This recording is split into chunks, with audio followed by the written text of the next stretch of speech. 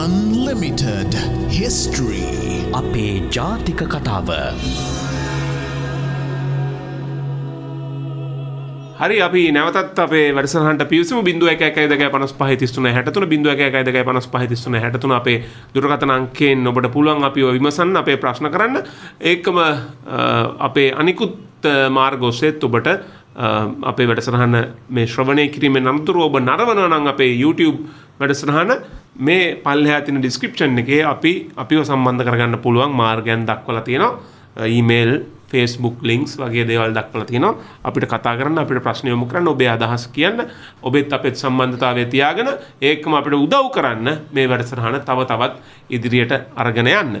හරි අපි දැන් කතා බහ මේ කර හිටියේ අපේ රාජවංශයේ මේ වසභ රජුරුවන්ගෙන් පස්සේ එළඹිච්ච පරිච්ඡේදය පිළිබඳව. ඔව් අපි කතා කරා ගජබහ රජුරුව පිළිබඳව අපි බොහොම ජනප්‍රිය රජ කෙනෙක්. ගජබහ රජතුමා ගැන තමයි අපි කතා කරමින් හිටියේ. අපි මේ වැඩසටහනදී උත්සාහ ගන්නේ ගජබහ රජතුමා අපි දන්නේ අර වීරක්‍රියාවක් කරපු වීර චරිතයක් හැටියට පමණයි. නමුත් අපිට අවශ්‍යතාවක් තිබෙනවා මේ රජතුමා පිළිබඳ නියම ඇගයීමක් ඇස්තමේන්තුවක් ඇති කර ගන්න.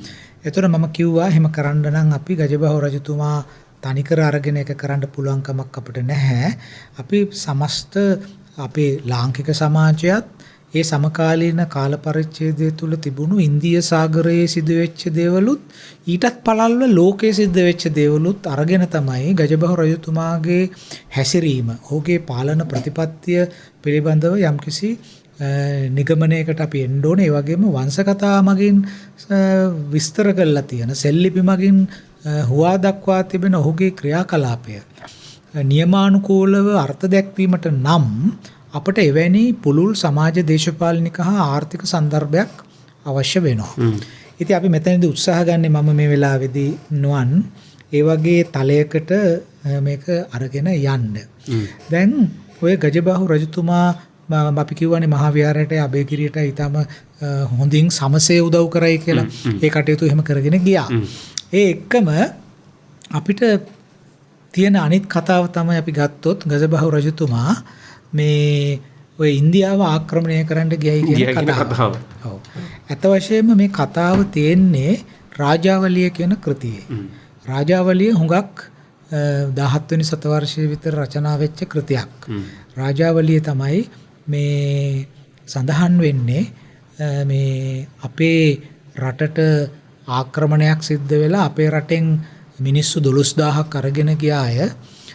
අරගෙන ගියාම ගජබහ රජුරෝ ගිහිල්ලා ඒ 12000ත් අරගෙන මේ අපේ 12000ත් මුදවාගෙන 24000ක් මරන් ආවයි කියලා. තව 12000ක් ඒගොල්ලන්ගෙනුත් අරගෙන මේ රටට ආවයි කියලා. එතකොට ඒ යනකොට නීල මහ යෝධයත් එක්ක ගියේ මෙහෙම යගදාවක් අරගෙන මූද දෙබෑ කරගෙන පාදාගෙන ගියේ. ඊට පස්සේ ඒ රටට ගිහිල්ලා මෙහෙම වැලි මිරිකලා පෙන්නුවාම නීල මහ යෝධයා ඒ පාලකයෝ බියෙන් ත්‍රස්ත වෙලා මෙහෙම යටත් වුණාය කියලා ඒ වගේ කතාවක්. ඉතින් මේ කතාව අපේ මහජනයා අතරට ආවේ රාජාවලිය ඒක රචනා කරලා තියෙන නිසා.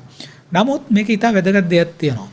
මහාවංශය මගින් වාර්තා නොකරන මහාවංශය පමණක් නෙමෙයි අපේ ප්‍රධාන ඓතිහාසික මූලාශ්‍ර මගින් වාර්තා නොකරන සිද්ධියක්. ඡායාවක් රාජාවලිය වාර්තා කරනවා. ඒ කුමක්ද? මේ දකුණු ඉන්දියානු ජාතිකයෝ අපේ රටේ ආක්‍රමණය කරලා අපේ රටෙන් මිනිස්සු අරගෙන ඒ රටට අරගෙන ගියයි කියන කතාව. ඔව් සරල සම්මස්ත විදිහට ගත්තොත් අපෙන් සම්පත් ඒගොල්ලෝ ඇවිල්ලා අරන් ගියයි කියන එක. එතකොට මේක අපේ ඓතිහාසික ප්‍රවෘත්ති වාර්තා කරන්නේ නැහනේ. නමුත් අපි දන්නවා අඩුම තරමේ එහෙම අරගෙන ගියා නම් අරගෙන යන්න ඕන එක්කෝ අංකනාසික තිස්ස රජතුමාගේ කාලෙදී එක්කෝ වසභ රජතුමාගේ කාලෙදී. නමුත් වසභ රජතුමාගේ කාලෙදී එහෙම ආක්‍රමණයක් කරන්න පුළුවන් කමක් තිබුණේ නැහැ. ඔව්. ඒතර සමහර විට මේ වංකනාසික තිස්ස රජතුමාගේ කාලයේද මේ කටයුත්ත උනේ කියන එක පිළිබඳව අපිට ටිකක් සැක මුසු භාවයක් තියෙනවා. එම ගෙනිච්චද කියලා. දැන් අපිට පේනවා ඔය මේ ගජබහ රජතුමා ගැන දැන් ඔහම ගිහිල්ලා ඔය සටන් කරා කියලා කිව්වට ගජබහු රජතුමා ඉන්දියාවට ගිය බව සත්‍යයක්. ඒක අපිට පෙන්වන්න තියෙන ප්‍රධානම සාක්ෂිය තමයි අපි සඳහන් කරලා තියෙනවා මීට කලිනුත් ওই සීලප්පදිකාරම් කියන සංගම් සාහිත්‍යයට අයිති කෘතිය. ඒ සීලප්පදිකාරම් වල සඳහන් කරනවා මේ ගයවහු කියලා රජ කෙනෙක් ආවයි කියලා මේ චේර රටට. එතකොට මේ ගයවහු රජ්ජුරු චේර රටට ආවේ මොකටද? පත්තිනි දේවියන් වෙනුවෙන් ඉදිකරපු දේවාලයක් විවෘත කිරීමේ උත්සවයට සහභාගී වීම සඳහා ඒ ගයවහු කියන කෙනා පැමිණියයි කියලා සීලප්පදිකාරම් කෘතියේ තැන් දෙකක සඳහන් කරලා තියෙනවා ගයවහු කියන නම. ඉතින් මේ දෙමළ උගතුන්ට මේක ප්‍රශ්නයක් තිබුණා කවුද මේ ගයවහු කියලා කියන්නේ කියලා. ඉතින් ඇත්තෙන්ම මේ වෙන කවුරුත් නෙමෙයි මේ අපේ ගජබාහුක ගාමිණී අබේ රජතුමා කියන එක අපිට පේනවා. එතකොට ගජබාහුක ගාමිණී අබේ රජතුමා කේරළයට ගියා. මේ චේර කියන්නේ කේරළ රටනේ. හරිද? කේරළ රටට ගිහිල්ලා ඔහු ඒ රාජ්‍ය උත්සවයට සහභාගී වුණා. ඉතින් මේක මට පේන හැටියට නම් අපි කවුරුත් සමතුලිතව මේක ගැන බලනවා නම් ඒ ඇත්තටම මේ රජතුමා තමයි ලංකාවේ පළවෙනි වතාවට එහෙම රාජ්‍යතාන්ත්‍රික ගමනකට සහභාගී වෙච්ච පාලකයා. ඒ කියන්නේ රටින් පිට ගිය රජකමත් දරාගෙන රටින් පිට ගිය රටේ පාලකයා. රටේ පාලකයා කියන්නේ මේක ඩිප්ලොමැටික් මිෂන් එකක්. අද අපේ වචන වලින් කියනවා නම් රාජ්‍යතාන්ත්‍රික ගමනක්. රටක පාලකයෙක් තවත් රටකට යනවායි කියනකොට අපි දන්නවනේ අද ප්‍රොටෝකෝල්ස් ඕනනේ යන්න. එතකොට ඒ වගේ එක බොහොම සංවිධානාත්මක ගමනක් වෙන්න ඕන. එතකොට අපිට ප්‍රශ්නේ තියෙන්නේ ඇයි ගජබාහුක ගාමිණී අබේ රජතුමා මේ චේර රටට ගියේ? මේ දැන් සාමාන්‍යයෙන් ඉතින් කෝවිලක් විවෘත කරනවා කිව්වම රාජනායකයෙකුට එන්න ගම රාජනායකයා යන්නේ නැහනේ. අපේ රජවරු ඒ තරම් පහලට වැටලා නැහනේ නේ කියන තැන්වලට යන්න. නමුත් ගජබාහුක ගාමිණී අබේ රජතුමා කේරළයට ගිය බව ඓතිහාසික වශයෙන් සනාථ වෙනවා. මේ සීලප්පදිකාරම් ඒක සඳහන් කරන නිසා. එතකොට ඒක ඔවුන්ගේ කෘතියක් නේ සීලප්පදිකාරම්. අනික සංගම් සාහිත්‍යයට අයිති ප්‍රධාන කෘතියක්. එතකොට ගජබාහුක කේරළයට යන්න හේතු මොනවද? මේක අපිට විග්‍රහ කරගන්න වෙන්නේ ටිකක් පළල් විදිහට. දැන් කේරළයේ තමයි නුවන් ඔය පට්ටනම් කියන වරාය තියෙන්නේ. පට්ටනම් කියලා කියන්නේ මුසිරිස් කියන වරාය. දැන් අදනේ පට්ටනම් කියන්නේ ඉස්සර ඔය රෝමානු ජාතිකයන්ගේ සිතියන් වල නම් කරලා තියෙන්නේ මුසිරිස් කියලා. ඒතර මුසිරිස් වරාය ඊටාම ජනාකීර්ණ වරායක්. රෝමානු වෙලෙන්දෝ එක්කෝ ගුජරාට් වරාය ඒකයි බ්‍රෝච් වරාය බාරුකච්චයට ගියා. එහෙම නැත්තම් වුන් ආවේ දැන් බාරුකච්චය කියලා කියන්නේ ඉන්දියාවේ උතුරට කිට්ටුවට තියෙන එකක් නේ. එතකොට දැන් ওই කුළුබඩු වර්ග එහෙම ගන්න ඕන නම් ටිකක් අර දැන් අපි දන්නවා උතුරට යන්න සීතලයි. එතකොට කුළුබඩු වර්ග වඩා හැදෙන්නේ අතරමැදි දේශගුණික තත්ත්වවල විශේෂම නිවර්තන කලාපී අතරමැදි දේශගුණය තමයි මාතලේ වගේ. ඒක තමයි මම කියන්නේ නුවර මාතලේ වගේනේ හැදෙන්නේ. අතරමැදි දේශගුණයක හැදෙන්නේ. ඒ වගේම බලංගොඩ පැත්තේ අතරමැදි දේශගුණය හැදෙන්නේ. එතකොට මේ අතරමැදි දේශගුණයක් තියෙන පළාත් වලට එන්න ඕන කුළුබඩු එහෙම ගන්න. හරිද? මේ කුළුබඩු කියන එක ඒ කාලේ විශේෂම ගම්මිරිස්. ගම්මිරිස් කියන එක අපේ දේශපාලන තේමාවක් නෙමෙයි වෙනකොටත් ඒ කාලෙත් ඒක දේශපාලන තේමාවක්. ඒ කියන්නේ සමස්ත ජාත්‍යන්තර වෙළඳාම ඒ කුළුබඩු අතරින් ගම්මිරිස් කළු ගම්මිරිස් ලබා ගැනීම සඳහා ආවේ මේ ඉන්දියාවට සහ ශ්‍රී ලංකාවට. ඒ ශ්‍රී ලංකාවට ආවේ නැහැ. ශ්‍රී ලංකාවට ආවේ පස්සේ කාලේ මාතොටට. මොකද අපි සිතියමක බැලුවොත් එහෙම පට්ටනම් වරායට එන්න හරි ලේසි බටහිර පැත්තේ ඉඳලා. නමුත් අපි මාතොට වරායට එනවා නම් එහෙම අර කන්‍යාකුමාරි තුඩුව වටේ ගිහිල්ලා අපි එන්න ඕන තැන ඒක සෑහෙන දුරයි. සෑහෙන දුර ගමනක්. ඉතින් එච්චර ශ්‍රමයක් වැය කරනවට වැඩිය මේ දැන් ඔය ස්ට්‍රාබෝ කියන මේ විදේශික රචකයා ලියලා තියෙනවා මේ ශ්‍රී ලංකාවේ මැණික් වර්ග සහ ශ්‍රී ලංකාවේ ගම්මිරිස් ශ්‍රී ලංකාවේ කැස්බෑවන්ගේ කටු ශ්‍රී ලංකාවේ ඇද්දල උවමනා තරම් ඉන්දියානු වරායවල වල තිබුණයි කියලා. ඉන්දියානු මාකට් එකේ තිබුණයි කියලා. ඒ කියන්නේ අපිට පේනවා මේ ලංකාවේ බඩු මේ ඉන්දියාවේ වෙළඳ පොළවල් වලට යනකොට ඔය අතරමැදියෝ හැටියට වැඩ කරේ දෙමළ දකුණු ඉන්දියානු වෙළෙන්දෝ. අපි මේක අනන්ත අප්‍රමාණ අපේ වැඩසටහන් වල කියලා තියෙනවා. මාතොට වරායේ බලය අල්ලා ගැනීම සහ අනුරාධපුරයේ බලය අල්ලා ගැනීම සඳහා මේ දකුණු ඉන්දියානු ජාතිකයන්ට අවශ්‍ය වුණේ වෙන ඉතා පළල් දේශපාලනික අවශ්‍යතාවයකට නෙමෙයි. ඒකේ තිබුණේ බහුදේශපාලනික හා ආර්ථික අරමුණක්. ඒ බහුදේශපාලනිකව ඒ ආක්‍රමණය ක්‍රියාත්මක කළේ මේ ආර්ථික සාධකය කියන එක මූලික කරගෙන. එතකොට පට්ටනම් වරායේ කැනීම් කරලා තියෙනවා. පට්ටනම් වරායේ කැනීම් වලින් මේ වෙනකොට හම්බෙලා තියෙනවා රෝමානු ඇම්ෆෝරා කියලා කියන්නේ වයින් ඔලිව් තෙල් වගේ දේවල් ගෙනියන අර ලොකු භාජන පීප වගේ ඒවා. ඇම්ෆෝරා හරි ලස්සනයි. ඒ ඇම්ෆෝරා මේ වෙනකොට කැනීම් වලින් ඇම්ෆෝරා 2779ක් හම්බෙලා තියෙනවා පට්ටනම් වරායෙන්. එතකොට ඒ වගේ ලේගර ඒ වගේ ලොකු වයින් ඔලිව් තෙල් ගේන මේ ඇම්ෆෝරා 2000 ගාණක් එක තැනක තියලා හම්බ වෙනවා. අපිට තේරෙන මොනතර ඒවා ඔක්කොම රෝමානු භාණ්ඩ. මොනතරම් තදට මේ වෙළඳාම තිබුණාද කියන කාරණේ. එතකොට ඊළඟට ඒ පට්ටනම් වරායේ තිබුණ අපේ ගම්මිරිස්. එතකොට සාමාන්‍යයෙන් නුවන් මේ ඒ සටහන් වල තියෙනවා මේ ඩිනාරි කියලා කියන්නේ රෝමානු මුදල. ගම්මිරිස් රාත්තලකට ඩිනාරි 15ක් ගෙව්වයි කියලා. එතකොට රෝමානු ඩිනාරි 15ක් තමයි ගම්මිරිස් රාත්තලක්. බැලුවම හරි වටිනවන්නේ. හරි වටිනවා. ඒක කොච්චරද කියනවා නම් දැන් ඩිනාරියස් කියලා තියෙන මුදල් ඒකකයක්. ඔව් ඩිනාර් කියලා තියෙනවා. ඩිනාර් නෙමෙයි ඩිනාරියස් කියලා තියෙන එක. ඩිනාරියස් කියන්නේ ඒකේ ඩොලර් සමානතාව ඉක්වලන්ස් එක ගත්තොත් ඩොලර් 1.36ක් තමයි මේ ඩිනාරියස් එකට ගෙවන්නේ. එතකොට ඩිනාරියස් 15ක් කියලා කියන්නේ ඩොලර් 15ක් නේ ආසන්න වශයෙන්. හරි. එතකොට ඩොලර් 15ක් වෙලා දැන් මම කියන්නේ ඒ කාලේ ඩොලර්ස් තිබුණේ නැහැ. දැන් අද අපි සන්තුලනය කරොත් එහෙම නේ සන්තුලනය කරන්නත් බෑ සාපේක්ෂව හිතුවොත් එහෙම ඩොලර් 15ක්. ඒ කියන්නේ අද අපි ලාංකික මුදලෙන් ගත්තොත් 215ක් නේ. එතකොට කළුගම්මිරිස් රාත්තලකට එච්චර මුදලක මේක රේෂියෝ එකක් විතරයි. අපේ ශ්‍රාවකයෝ වැරදියට වටහා ගන්න එපා. මේ මුදල් මේ මෙහෙම උණයි කියලා.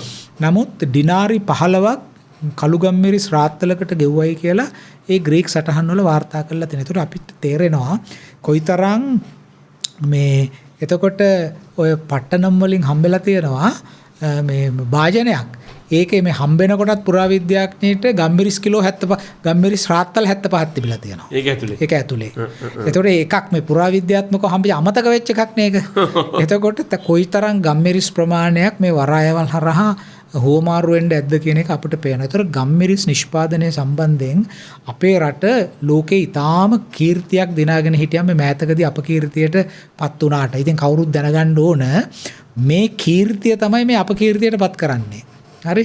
ඉතින් ගජබාහු රජතුමා කේරළයට යන්න හේතුව වෙන්න ඕන මේක යෝජනාවක්. කොහෙවත් සඳහන් කරලා නැහැ හැබැයි මේක.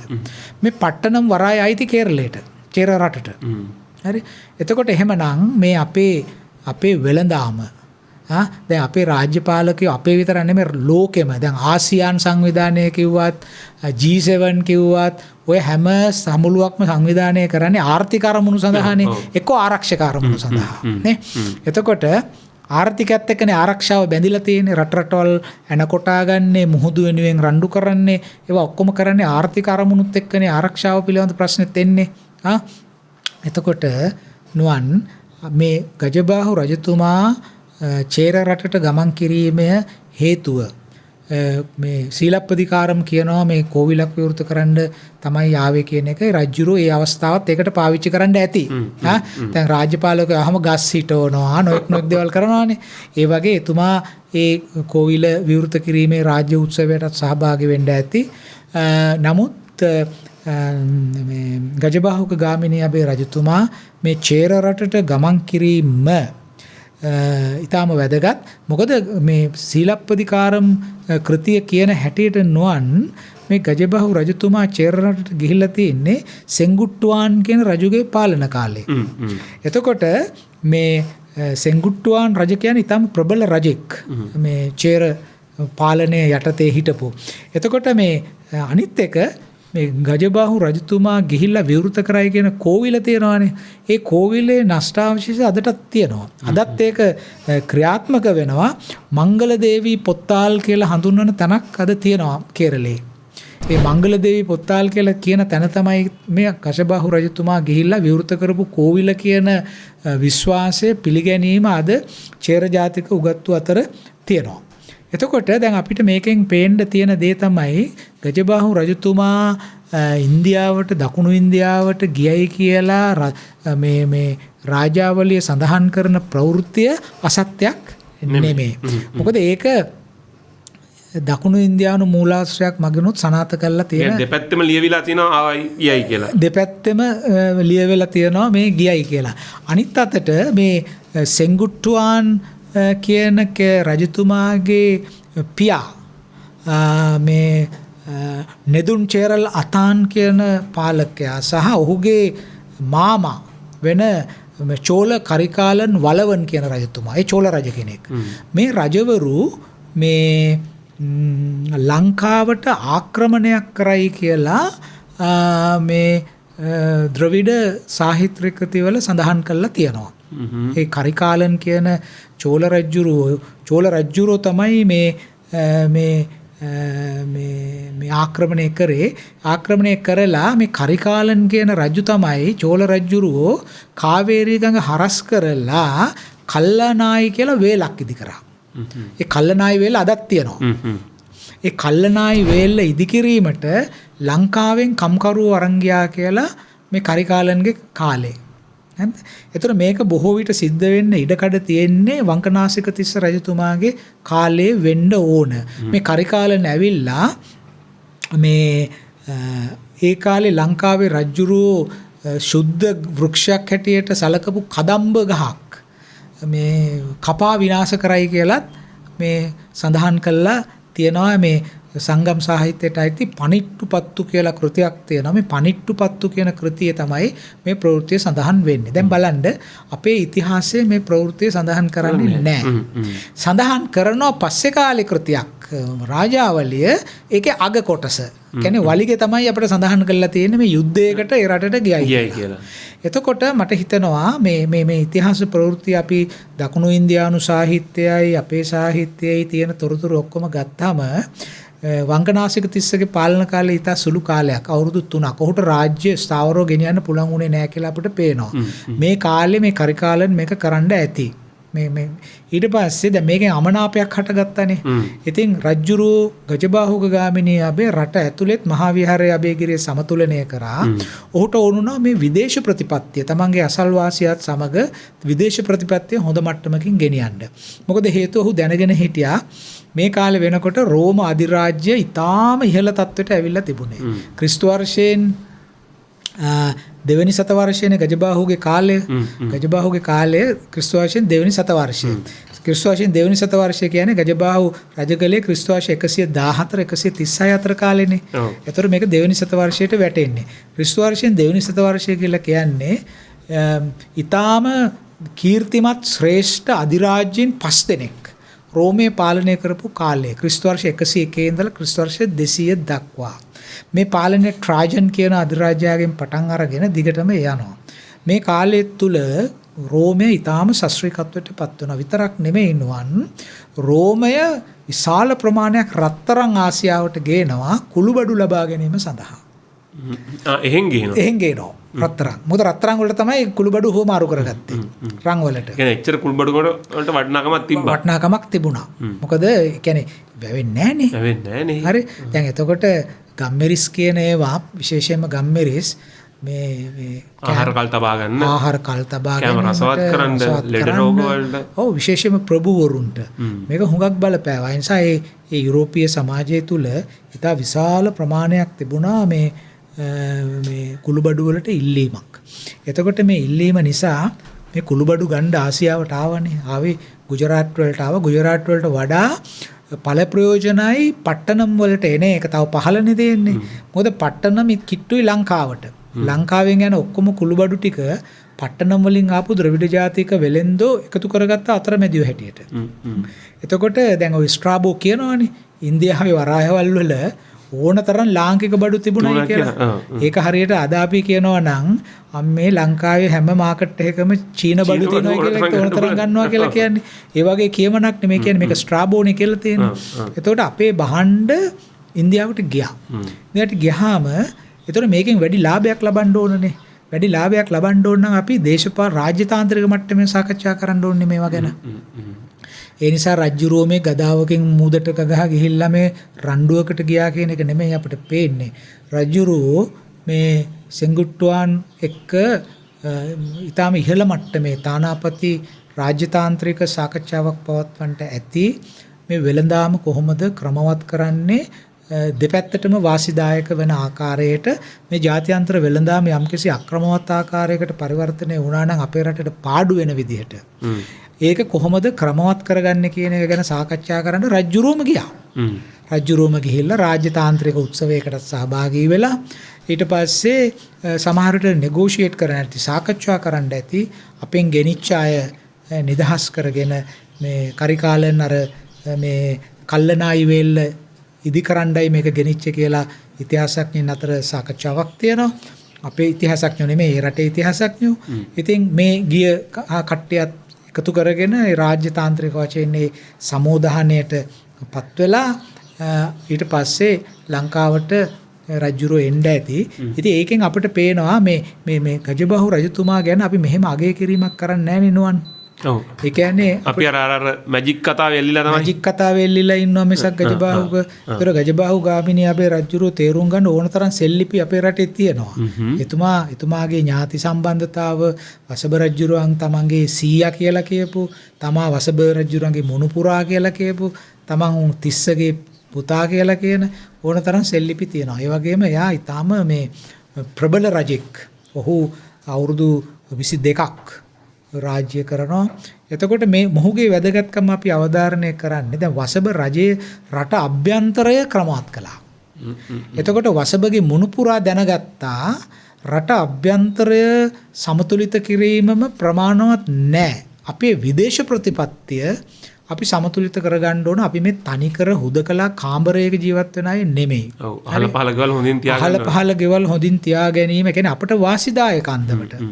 එහෙම නැතු අපි පාවා දීලා ඒ කියන්නේ මේ අපේ රට උඩින් ඕනම යානයක් ප්‍රයාසර කරන්න තරම් නිවට වෙන්න තත්වයකට නෙමෙයි. අපි අපට අවශ්‍ය විදිහට අපට ලාභදායී විදිහට අපේ අනන්‍යතාව ආරක්ෂා කරගන්න විදිහට අපි කොහොමද අසල්වාසියා තමග හොඳ හිත පවත්වාගෙන යන්නේ විදේශ සම්බන්ධතාව පවත්වාගෙන යන්නේ කියන එක අපි කල්පනා කරා. දැන් මේ රටේ අභ්‍යන්තර පාලනය හොඳින් ගෙන යාමට හොඳ විදේශ ප්‍රතිපත්තියක් මැදහත් නොබැඳි පිළිවෙතක් තිබිය යුතුයි කියන අදහස අපේ පාලකින්ට මේ කාලේ එනවා. දැන් අපි ඉදිරියට කතා කරනවා බාතිකාබේ රජුරෝ ගැන. බාතිකාබේ රජුරෝ තානාපතිවරු පිටක් කරානේ රෝමානු දේශයට. කියන්නේ ක්ලෝඩියස් එක්කත් තානාපති සබඳතා පැවැත්වුවා. ඔය ගජබ රජුරු දුන්න ආරම්භය වෙන්න ඇති ඒ ආලෝකය වෙන්න ඇති. ඒ ආලෝකය තමයි යන්නේ. ඒ ආලෝකයෙන් පටන් ගන්නවන් රාජ පුරුද්දක් විදිහට. පුරුද්දක් හැටියට යන්නේ. ඒතකොට අපේ රජවරු ඊටාම මේ බුද්ධිමත් ලෙස දැන් රජුරෝ යවුවේ මේ කවුරුත් නියෝජිතයෙක් නෙමෙයිනේ. රජුරෝම මේකට සහභාගී වුණා. ඉතින් අපි එහෙම බලනකොට මේ ගජබාහුක ගාමිණී අබේ රජතුමා අපේ ලාංකික ඉතිහාසයේ එක්තරා තිරණාත්මක නව අත්දැකීමක් ලබා දීපු රජෙක්. ඊටාම නිර්භීතව රටකින් රටකට ගිහිල්ලා ඒ රටකින් රටකට ගිහිල්ලා කලේ මොකද්ද කියන එක කොහෙවත් සඳහන් වෙලා නැහැ.